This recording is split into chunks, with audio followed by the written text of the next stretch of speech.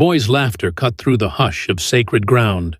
At the tomb of the unknown soldier, where silence was the highest form of respect, his mocking voice felt like a slap against stone.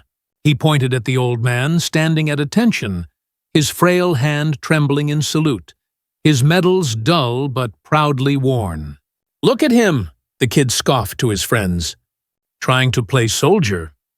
The old veteran didn't turn. His body was still, his salute unbroken, though inside his chest, his heart ached from the sting of ridicule. Before I tell you what happened next, tell me in the comments where you're watching from. I love knowing who's listening. The veteran's name was Charles "Charlie" Grayson. Decades ago, he had been a soldier of iron, a man who had marched under fire with brothers who never came home. Now, his knees shook, his back bent, but he carried the same reverence for fallen comrades as he had the day he first put on his uniform. To him, this tomb wasn't just stone and marble. It was the keeper of those whose names the world would never speak again. The kid's laughter rang again, louder this time, and people nearby shifted uncomfortably. Some looked away, unwilling to confront the disrespect. Others whispered, a murmur of disapproval weaving through the crowd.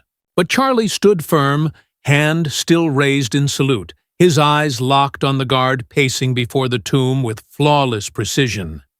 Inside Charlie's chest, memories stirred.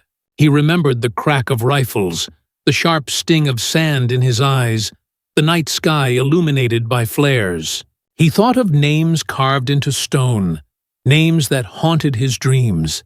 His salute wasn't just to the unknown, it was to them, to the brothers who had no graves, no goodbyes. The boy's friends chuckled, emboldened by his arrogance. He probably bought those medals online, one muttered. A sharp intake of breath rippled through the bystanders. The air grew heavy, tense, as if the sacred ground itself bristled at the insult. And then it happened. The tomb guard, moving with precise, mechanical grace, stopped. His heel clicked against the pavement, echoing like a gunshot in the silence. Slowly, deliberately, he turned his head toward the crowd. The atmosphere froze. Even the birds seemed to still. His voice rang out, powerful and unwavering, carrying authority that cut through every heart present. Charles Grayson, Sergeant, United States Army, Silver Star, Purple Heart, Combat Infantryman Badge. The boy's smirk collapsed, his laughter dying on his lips. His friends stared wide-eyed, their bravado stripped away. Around them, the crowd fell silent, then began to murmur with awe. Some gasped.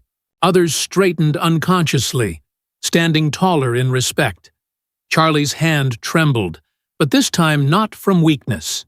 Tears welled in his eyes. The guard had not just spoken his name.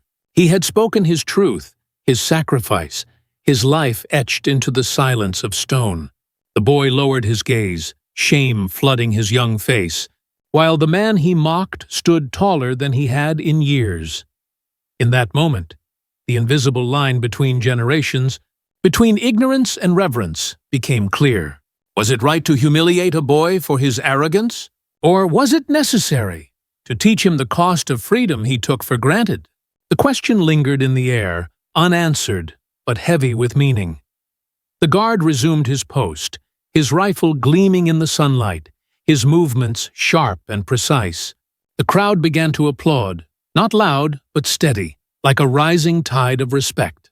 Charlie's arm finally lowered, but his spirit soared. He had not been forgotten, because honor doesn't fade. It endures, it echoes, and it demands to be remembered. And as the boy stood in silence, staring at the man he had mocked, the lesson settled deeper than any lecture could have. The old veteran, once invisible in the noise of the world, had become larger than life before the tomb. If this story touched you, take a moment to share it forward.